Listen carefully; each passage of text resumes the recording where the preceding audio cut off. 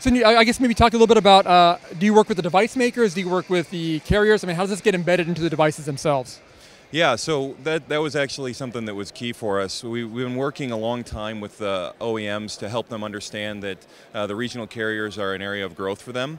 A lot of them felt that if it wasn't a tier one, that they couldn't move the volume to really excite them at all. So we've helped them to see that there's a huge area of growth with these carriers, and so we worked to have SiperLock vetted by OEMs so that it can be preloaded on the devices. And that means that so when they order devices through the distributor, it's going to come preloaded when they come off the factory line.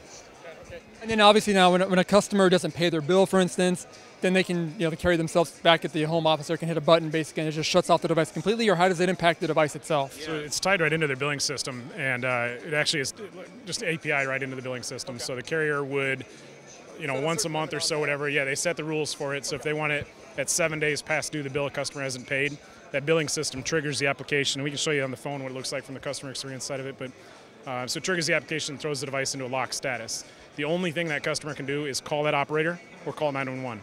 That's it. The device is literally useless. Other than that, it's going to be a screen. They can't get online, they can't text, they can't do anything with it except call that carrier and hopefully pay their bill. Yeah. They can't take it to a pawn shop, they can't sell it on the internet or anything because it's got a lock message right on it. As soon as whoever's receiving it turns it on, they're going to realize that there's some type of delinquency or fraud on that account. So, and what will they see on the screen? Will the screen just say, hey, your device is locked, you have to call this company and push the button if you want to do that? Okay, here we go. So the carrier can customize the messages on it. Everything about it is customizable, so they can put their logo on it. The brand SiperLock is a carrier brand; it's not a customer brand. So they would brand it as XYZ Wireless, okay. And it gives more credibility to the customer too, right? Because if you just got a message from SiperLock, customers gonna be like, "What the heck? I'm hacked." Yeah, exactly. So the customization helps that carrier identify with that customer. There's some call to action here. You owe us money. The phone's lost, stolen. There's a number of different uses that it could be put into place for it. So they can customize that message on the device, whether it's lost, stolen, non-payment, delinquent status on the bill, whatever the case is. They customize that message, and then they can customize the number that it goes to, so that when they're calling a company, if it's a debt collection, it can go to the debt collections department. If it's a lost or stolen phone, it can go to their customer service department to turn back on once they find it, or something like that. So. Have you heard, I guess, from the companies that this is a very, because I mean, if I'm a customer and I see this happen on my phone, it might be potentially a negative experience, thinking, hey, they locked my phone. I mean, is there a way to kind of work through the fact that maybe, a customer, it can turn into, like, I guess, to a positive experience for the customer, or at least a friendly reminder as opposed to a negative reminder that, hey, you should be paying your bills on time. I mean, it's a tricky area to kind of be in too.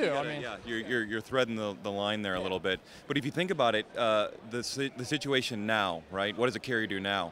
They're going to start calling. They're going to start texting over and over again. Then they're going to hotline your phone, which is basically turning it off, right? They're going to turn off your service, and then at some point they might blacklist the device. So at that point, you've lost the customer, right? If you go to that stage, they're no longer to be an XYZ wireless customer. So by using SiperLock in an intermediary step to getting to there, it facilitates an interaction with the customer so that they can actually call you. They know exactly why the phone's been locked. It's not going to be a surprise to them that their payment's past due at this point, right? Because they've made a decision because of their situation. They know what's up, and so they're going to call, they fix it, and they become a customer again.